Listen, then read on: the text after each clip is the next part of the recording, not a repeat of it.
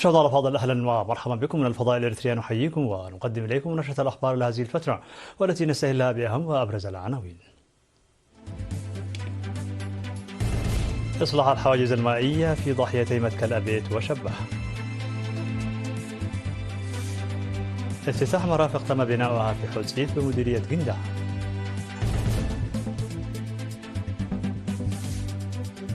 تنظيم دورة تدريبية في كلية ماينفتي للعلوم. إيران تكشف عن قاعدة صواريخ تحت الأرض موجهة للشرق الأوسط.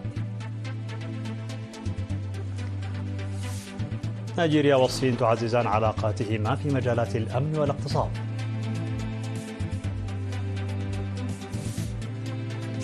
وزيرة المالية البريطانية تزور الصين لإحياء المحادثات الاقتصادية.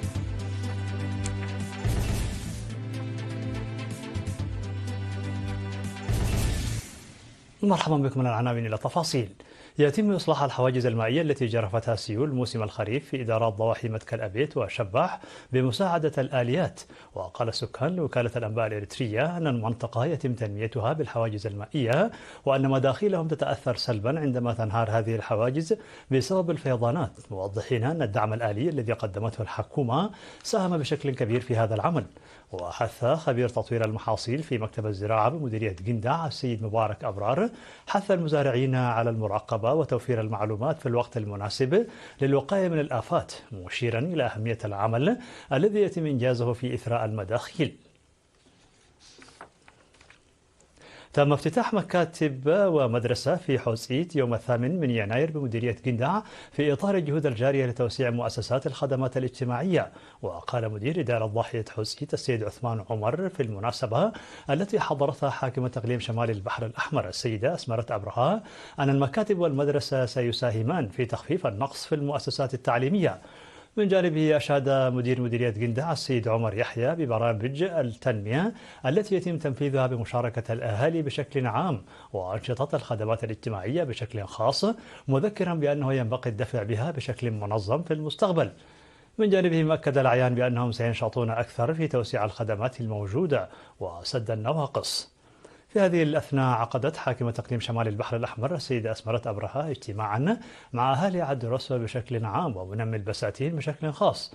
وقال مراسل وكالة الأنباء الإريترية أن الاجتماع ركز على تعزيز مشاركة المرأة في التعليم وطرق تعزيز الإنتاجية التي يجب أن يتبعها أصحاب البساتين.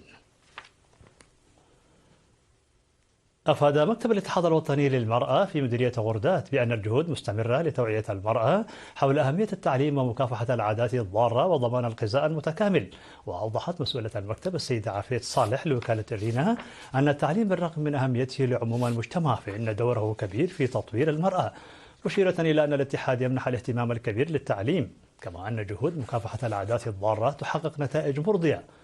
من جانبها أوضح سكرتيرة الاتحاد في المديرية السيدة حسينة عمر أن أنشطة التوعية الجارية في المديرية بالتعاون مع الشركاء في إدارات الضواحي والمدارس تجد القبول الجيد، حيث تعمل المرأة في مناطق إدغرني وعدردي وغردات على تحسين حياتها المعيشية مستفيدة من فرص الغروض.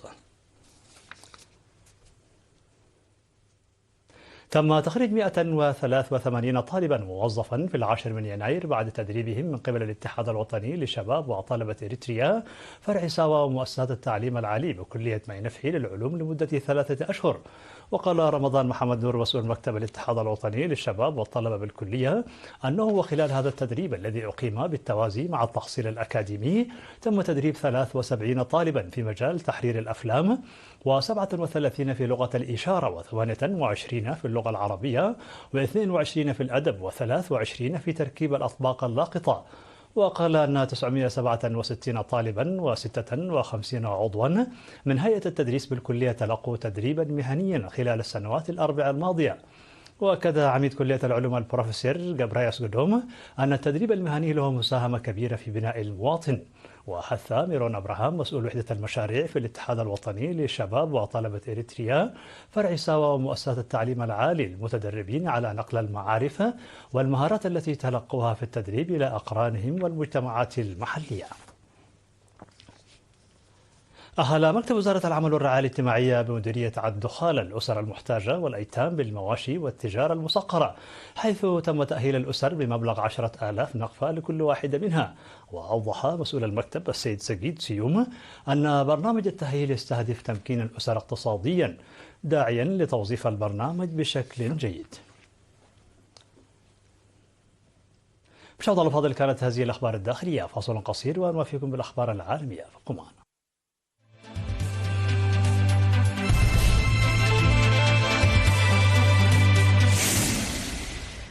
مرحبا بكم على الصيد العالمي. كشفت إيران عن قاعدة صواريخ جديدة تحت الأرض تهدف إلى تعزيز قدراتها العسكرية بحسب تقرير لوكالة الأنباء الإيرانية. وتم تصميم القاعدة الجديدة لاستيعاب الصواريخ البالستية الدقيقة وبعيدة المدى، وتهدف إلى توفير استجابة سريعة في حالة نشوب صراعات عسكرية. وظهرت القاعدة التي لم يتم الكشف عن اسمها الرسمي بعد تحت الأرض مبنية على عمق كبير، وتتضمن تقنيات متقدمة للدفاع ضد الهجمات الجوية. وبحسب مصادر أجنبية فإن موقع المنشأة يقع في مناطق جبلية جنوب غرب البلاد، مما يوفر لها حماية إضافية ضد الهجمات الخارجية. وبحسب المحللين فإن موقع إيران الاستراتيجي يسمح لها بتوجيه الصواريخ إلى مناطق متعددة في الشرق الأوسط، بما في ذلك المنشآت العسكرية الأمريكية في دول الخليج. وتؤكد إيران أن تطوراتها العسكرية تهدف إلى الأغراض الدفاعية فقط، وأن اكتشاف القاعدة يحمل رسالة للعالم. أكد وزير خارجيتي نيجيريا يوسف توغار والصين وانغ يي بأن البلدين يخططان لتعميق التعاون في مجالات الطاقة النظيفة والدفاع والتمويل، مع تعهد الصين بدعم إصدار نيجيريا سندات باندا لتمويل البنية الأساسية. وتناول الوزيران الجهود المبذولة لمعالجة التحديات الأمنية الإقليمية. وقال وانغ خلال مؤتمر صحفي أن هذا الاجتماع توج برفع العلاقات الثنائية إلى مستوى شراكة استراتيجية شاملة. تجدر الإشارة إلى أن وانغ اختتم جولته في أفريقيا بزيارة نيجيريا كجزء من جولة أوسع له في أفريقيا تشمل ناميبيا والكونغو وتشاد. وتأتي زيارة الوزير الصيني لنيجيريا في أعقاب التبادلات رفيعة المستوى الأخيرة، بما في ذلك محادثات اللجنة الحكومية الدولية في بكين في شهر يونيو الماضي، والزيارة الرسمية التي أجراها الرئيس النيجيري بولا تينوبو للصين في شهر سبتمبر الماضي. التقت وزيرة المالية البريطانية راشيل ريفز بنائب رئيس مجلس الدولة الصيني هي ليفينغ في النسخة الرابعة من قمة الخدمات المالية بين الصين والمملكة المتحدة.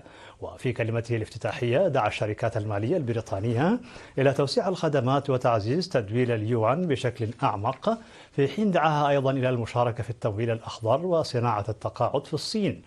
وقال ريفز الذي يواجه انتقادات بسبب سفره إلى الصين خلال اضطرابات الأسواق المالية في الداخل أن هذا معلم مهم بالنسبة للمملكة المتحدة، والتي كانت في طليعة الجهود الحيوية لتنمية التمويل الأخضر على مستوى العالم. في الخبر الأخير تم إجلاء نحو 10,000 شخص من مدينة دريسدن الألمانية بعد اكتشاف قنبلة تعود إلى الحرب العالمية الثانية، وقررت السلطات إبطال مفعولها في الموقع. كما تم إنشاء أماكن إقامة طارئة لإيواء المواطنين الذين اضطروا إلى مغادرة منازلهم. ومن الممكن أن تكون القنبلة غير المنفجرة التي يبلغ وزنها 250 كيلوغراما جزءا من القصف السيء السمعة لمدينة دريسدن عام 1945 خلال الحرب، عندما ألقت القوات الجوية البريطانية والأمريكية حوالي 4,000 قنبلة على المدينة، مما أدى إلى مقتل حوالي 25,000 شخص واندلاع عواصف نارية. وكان جسر كارولا الواقع عند نهر إلبا قد تعرض لأضرار بالغة عندما انهار في سبتمبر. في نهاية نشر لكم تذكير بأبرز ما جاء فيها من عناوين. إصلاح الحواجز المائية في ضاحيتي مكة الأبيض وشبه.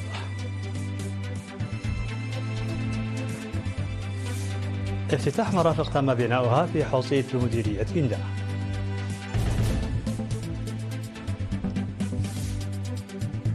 تنظيم دورة تدريبية في كلية معين نفحي للعلوم.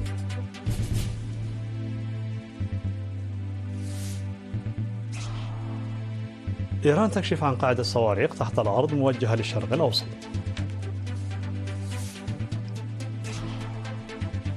نيجيريا والصين تعززان علاقاتهما في مجالات الأمن والاقتصاد.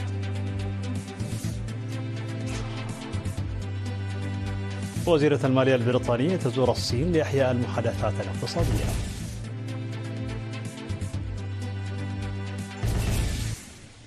مشاهدينا الأفاضل، بهذا نكون قد وصلنا بكم إلى نهاية النشرة. شكرا على حسن المتابعة، دمتم بألف خير.